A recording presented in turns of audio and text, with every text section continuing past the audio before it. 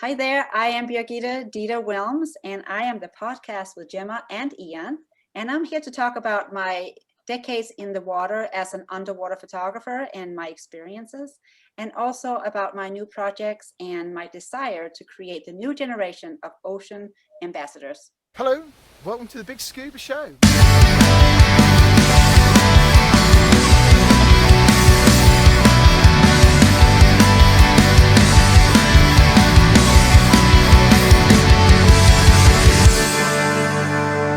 So here we are, once again.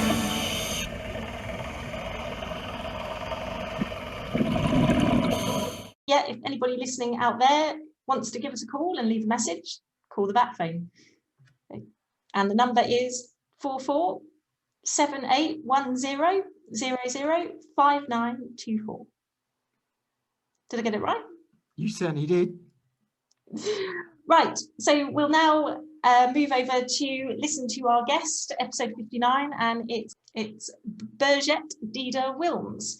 So she's from Denmark and she lives in the USA, and she has done loads of diving, travelled extensively, and now she has a few more projects that are coming through for her to talk about. Yeah, I sit back and have a listen. Okay, welcome to the Big Scuba podcast, Birgitte Deda Wilms. Thank you. Yeah, and you also go known as Deda. So if we refer to you as Deda as well, is that okay?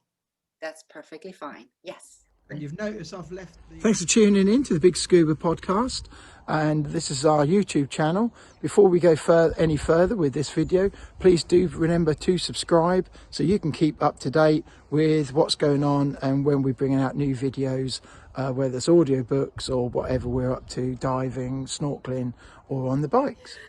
Okay, so would you like to tell our audience, the Big Scuba podcast audience, who you are and what you do? Yes, my name is Birgitte Wilms. I go by Deda, and I have been in the diving industry for many, many years. I started probably about 30 years ago, and at the time I was married to Chris Newbert, an award-winning photographer, and that's when I took up photography. And for decades, we was leading international underwater photographic diving expedition to great destinations such as the Solomon Islands and Papua New Guinea, Vanuatu, Red Sea, Cocos Island, Galapagos, and Indonesia. And we really focused on destination that had, high biodiversity for, a variety of subject matters for our own library, photo library. So that's how we spent a lot of time. We spent a lot of time at diving conventions. We did a lot of book signings, slideshows. We co-authored a coffee table book called In a Sea of Dreams, also award-winning. Yeah. And it was through there that I talked to a lot of parents, and they kept coming up saying to us, like, listen, our children are not watching TV anymore. They want the coffee table books. And that's how the idea for children's book projects sprung. And life took turns on many levels. Chris and I are no longer together. I ended up wanting to stay here in New Hampshire on the farm. I'm now a mom. And then I also had health issue with breast cancer, and it was pretty aggressive. And that's all a thing in the past. But I had a couple of things to attend to in life. Yeah.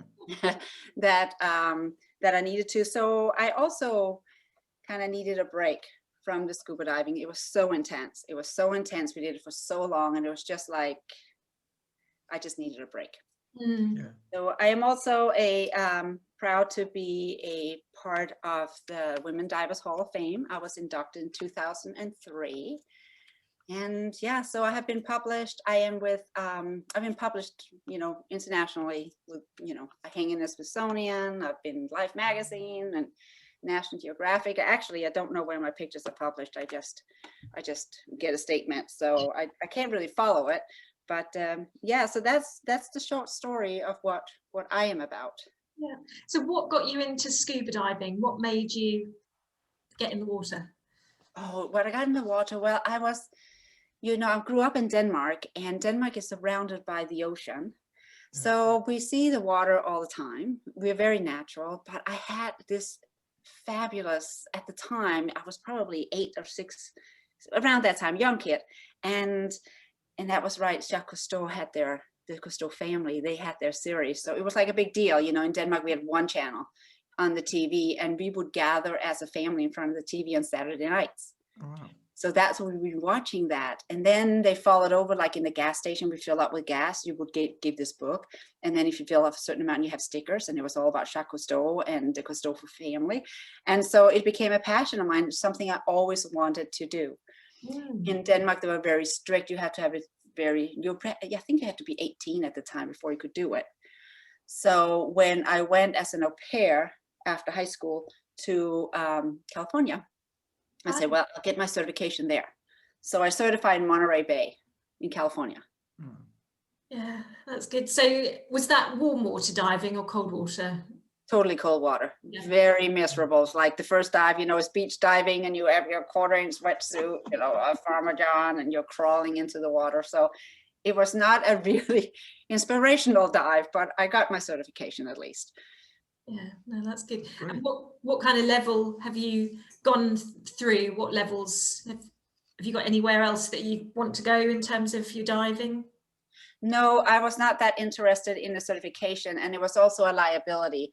It's a little bit like if I had an instructor certification and I was a tour guide, then something happened, I would step into the role of an instructor and the responsibility coming with that. So I chose not to.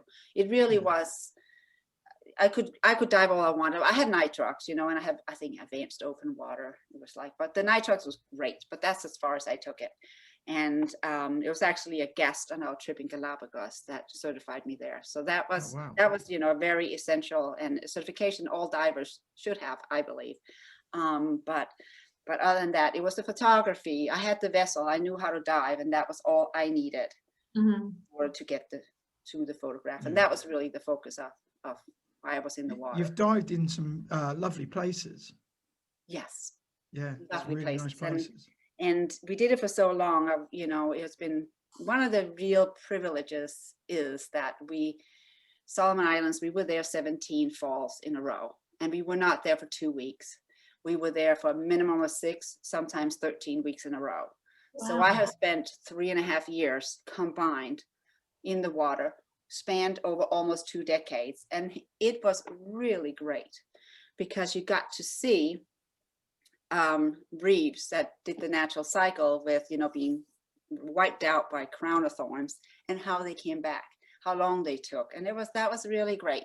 You got to really get a sense of the rhythm of nature, because you could see one year it was all nudibranchs everywhere, and next year there was none. Next year, you know, lionfish were everywhere. The next year there was not that many. And then you could also see each reef. Sometimes were really happening, sometimes they were not. So you really got appreciation of the rhythm of nature by doing it over such a long period of time, over such a span. Even the managers on Belkiki, they were there on a daily basis, but they didn't have the longevity of the experience. Yeah. So when did you last dive? I last dove probably 2 or 3 years ago in Bali. Yeah, wow. Yeah, and that was really good. It was surprisingly good. It was a combination of an all-women's group with babes in Bali. And we went, and it was a different experience for me because it was a different way of teaching. I was not used to land resorts. And I had that time, you know, when I kind of took my big break, it was also because digital photography had taken over, and we were like, that's fine. But we had just arrived. We were using this little camera called a Scuba out of Switzerland. And it was like, it was a dream come true. And then we had to start all over with the digital. And it was just like, it was a natural break. You know, we had been at it for so long. It was just like, okay, let's just be done. So I don't have a camera anymore.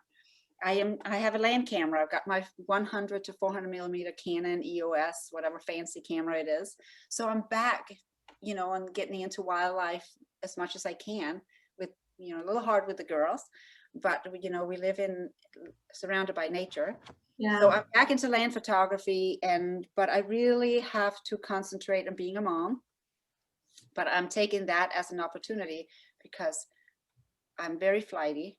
I like opportunities and I really go for them very quickly. So it has grounded me to actually get into, learn all the technical parts of scanning and of editing and of all of this other stuff that I have to learn if I want to do something with my photographs. And that is the role I've stepped into. So I want to I have a massive library that is kind of just sitting here, other than my photo, agent out in California, Minden Pictures. So I want to do that. I have to anchor myself. And do you get into video work?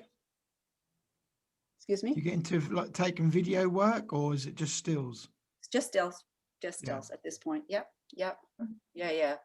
I don't know if what I found over the years, I got less and less and less tolerant of lower temperatures. And what we did, we were actually the first ones to do it. Was like, I want a dry suit. And in the Galapagos, we started doing what's called temperate diving. But we started doing dry suits from DUI, Divers Unlimited. Out of, I think, San Diego. It was a California company. They were very generous. They sponsored us. And that was great, because we would dive 3 to 4 times in Galapagos, and by the time it's strenuous diving and your body was trying to keep warm, and it was just, we couldn't keep up. So we switched to dry suits. There was a lot more drag, but we were warm. We were not so exhausted when we came back from our dives. When we were sitting in Vanuatu one time talking about the Red Sea, we could not go to the Red Sea that season, so we scrambled to come, give our guests a trip. So it was due to the Gulf War. So we ended up in Vanuatu, and it was good. It was like Hawaii diving. You don't go to Hawaii to dive necessarily. You dive when you're there anyway. And it's perfectly nice.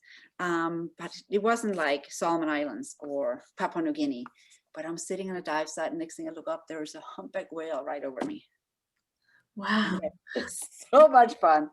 So much fun. So yes, but the moments are fleeting with the mammals. The biggest moment I probably ever had was with the orcas. I don't know if you have seen my orca picture. It has 5 orcas, a pod of orcas. We had been, I think it was the 8th season in the Solomon Islands. And that year we had just added one trip after another. We were there for 13 weeks straight.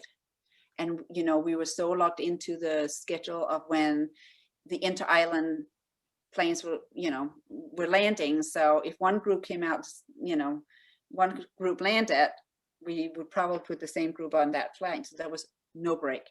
So we had Mary Island, which is a very known island in the dive site in the Solomons. And I'm like, I cannot get in the water one more time and photograph those big-eyed jacks or the barracudas. It's like, I have enough pictures. I'm done. I need a break. And I look out and I see this big exhale, and this 5 pod of orcas. And it is like noontime. It is completely flat. It's like perfect.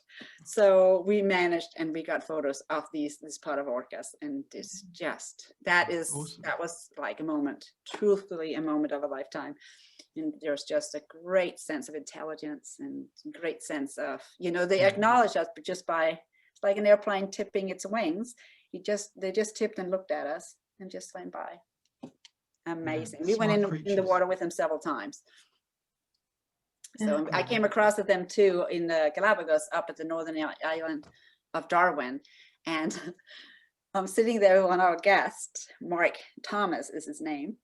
And we're sitting in the water and we see the orcas, and oh my gosh. So we put our heads in the water. We were waiting on the surface to be picked up, and all we see is this long intestines in the water. And I'm like, oh my God, this is not a good place to be. We had nowhere to back up. So we were like, oh my gosh.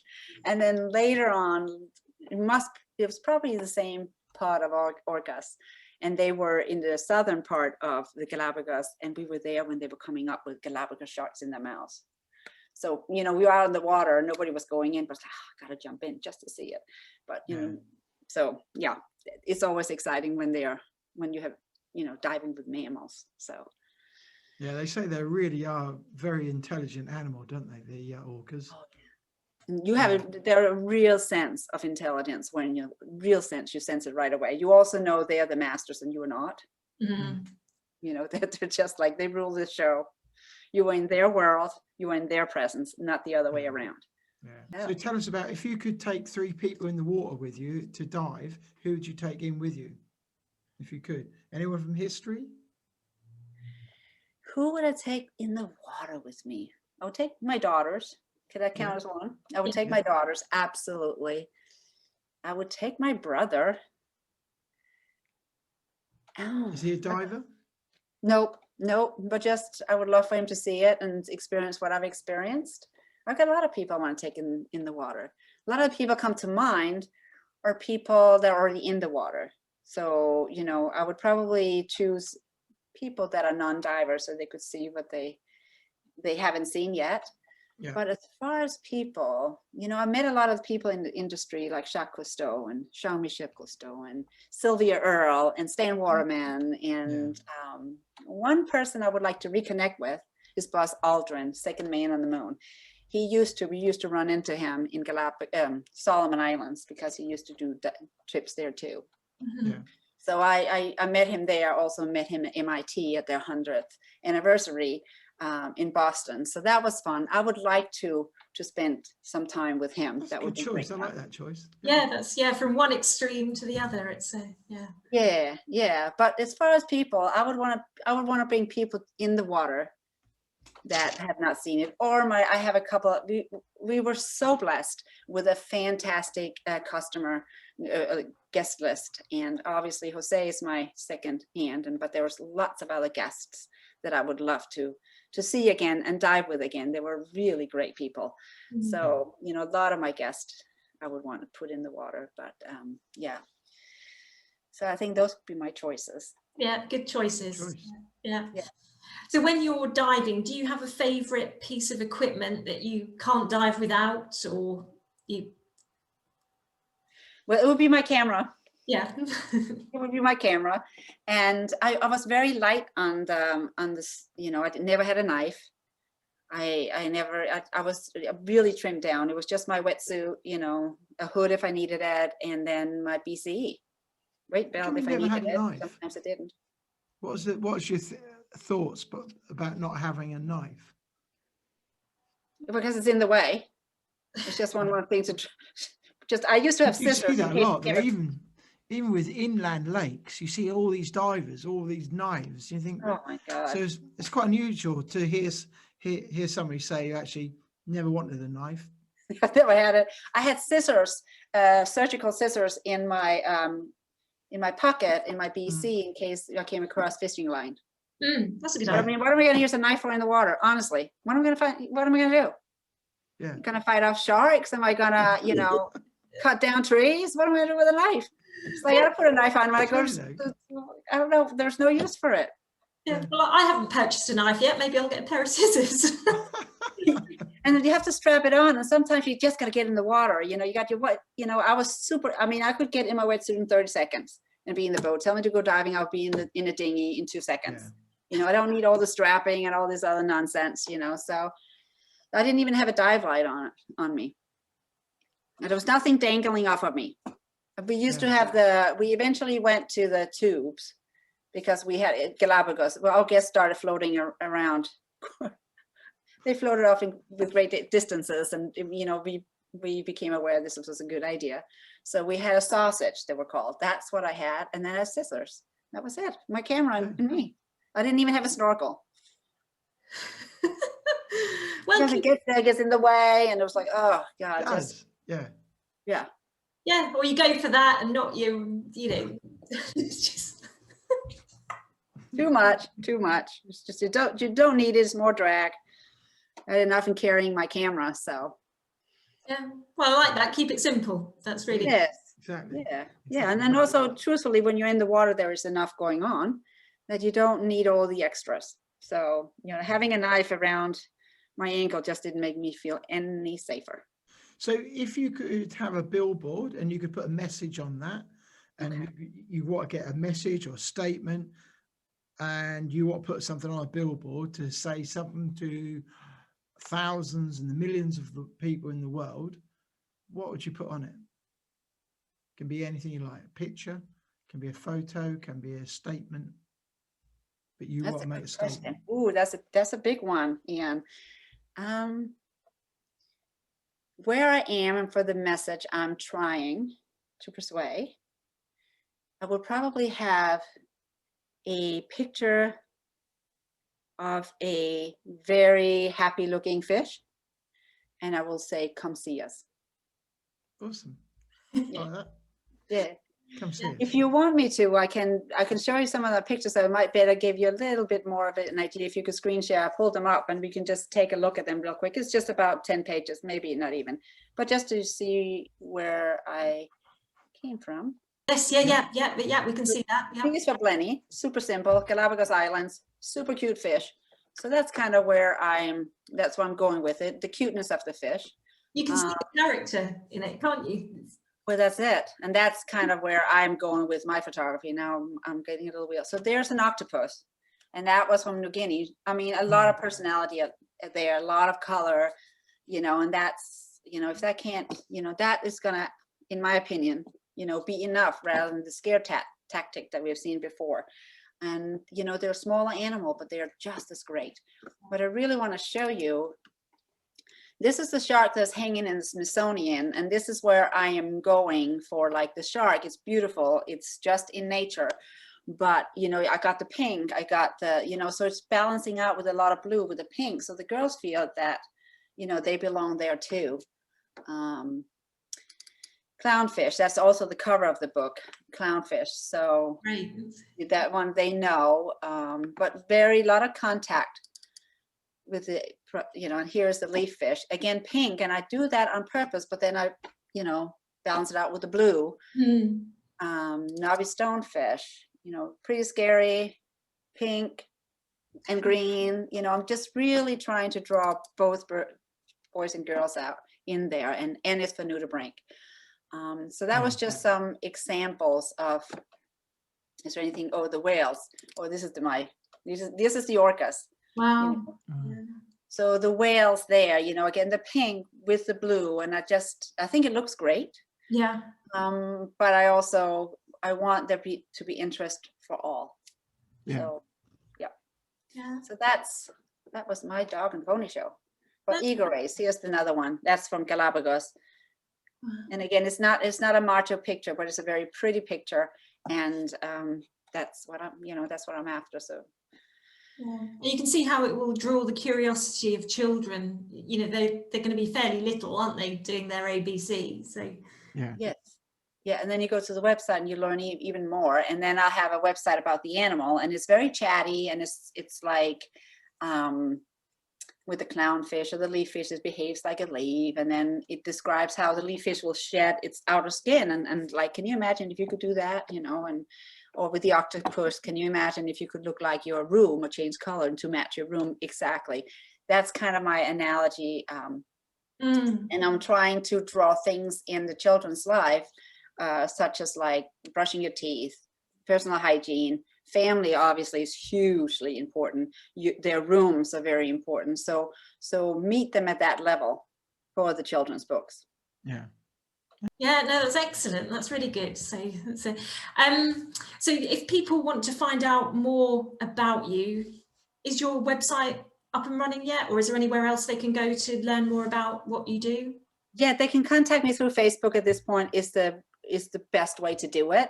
We are going to have a landing page for each book. That's the plan at this point. So, you know, this book you're looking at, the pages, is called An Ocean ABC Alphabet Book. So the landing page for that, it will be on the plan is in Amazon. You can have a direct link to the book right up there, and they can just click on that, and then they will go to a landing page and they can get into the website, or they can just find me on person, you know, message me through Facebook at this point. Brilliant. Okay, no, that's great. Great. And then have you got any questions for us at all? No, I'm very curious for you, Gemma, because your mission, and also for you, Ian, I really appreciate, you know, we want to bring everybody into the dive business, and not to focus on women. It's just like it has been so, you know, male dominated for many years. So I really appreciate it. Not that we matter most than anybody else, but I think it is a focus that's strong. And also, you know, if you can bring in women, it just brings a whole different, you know, view of the water. And I think it's time for us to change it a little bit, because it has been so macho, you know, it has been so wreck diving and all that. So I just really appreciate it. So I really appreciate what you guys are doing here. You know, it's nice. And I congratulate you guys because I understand, Gemma, you don't have like a super much experience. Is that correct? No, I only have 18 log dives. So I started learning to dive in January 2020. And then obviously we had our first lockdown. So Yeah. it all went, yeah, stopped. And then I actually qualified in July 2020. So from that point, I got we did a wreck dive the next day or the next weekend, didn't we? And then I've done inland lakes, and then we went to Scotland for 3 days and did shore dives there. And that's kind of been it, really. So it's 18 log dives, including my qualification dives. Good for you. Good for you. And Ian, how about you? What is your background? I mean, you have been. I've dived for about 5 years and dive master for about three or 4 years of that. And I've dived mainly in the UK, but did liverboard in the Red Sea, and that was really good, really great. Which one did you do, Gazala? Sorry? Which boat were you on, Gazala, or which one? Which boat did you dive? I was on the Blue 02, Blue Melody. Yeah, I don't know. Yep. And but that's quite for UK divers. They're quite a popular brand, and they do some really good excursions. You know, do some really good liverboards. Oh, good. So it's forms all the northern part of the Red Sea of wrecks and reefs. Yeah, that's great. Well, I will probably call you, announce the book, and well, thank you for that. That's great. Absolutely. Yeah. No, it's been really fun. So it's been great chatting to you. Yeah. Same here. Same here. And thank you for what you do and including me. And it was great fun. Yeah. Good. All right. And I will send Julianne Zeifel your best regards, because I'm going to text her now, because she's really responsible for putting us together. Yeah, no, it's great chatting to her as well. It's just, yeah, amazing. Both have amazing stories. Yeah.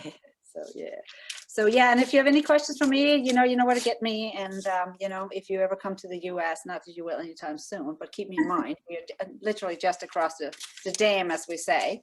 Yeah. So in Danish. Yeah, no, it's been fab talking to you. Thank you very much for your time. Thank you very much. Thank you. Yes, absolutely. We'll be in touch. Okay, enjoy your Saturday. Thank you so much. Bye. Bye-bye. Right, okay, that was Birgitte Deda Wilms. How did you like that?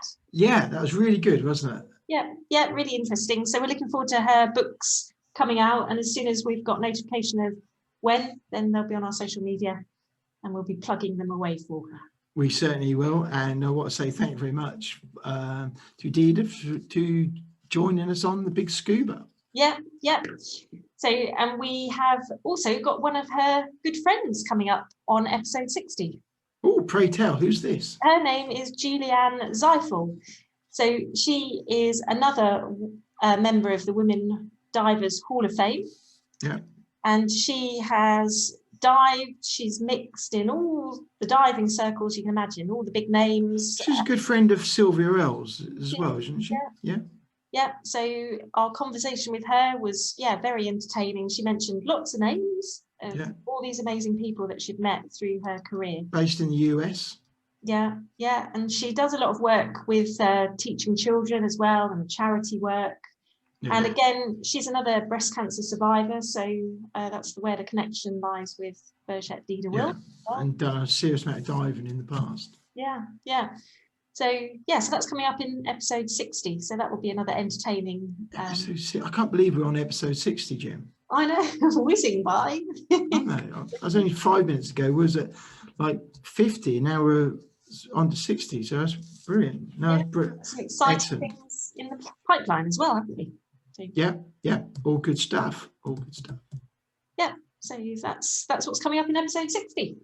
Awesome. Well, thank you very much for listening and downloading this episode. So it's good to have you with us once again. Yes, and if you've got any suggestions or comments, send us an email, direct messages on our social media, our Facebook, our Twitter or Instagram, because we really like it. Don't forget the bat phone. Don't forget the bat phone as well. You can call that as well. So what's the number? Plus 44 78. 10 0059. 24. Excellent. Teamwork. Yeah, so any messages, leave on there, and then we'll play them in the next episode. Woohoo, can't wait. Yeah, so that's it for now. So I'm going to say cheerio. I'm going to go lay down in a dark room. You're always in the dark room. I know, it's what I do after every episode. Get out in the fresh air.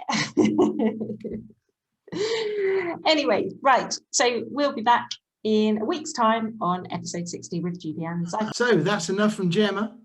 That's certainly enough for me. Thanks for listening and see you next week. Bye, everyone. Thanks for listening.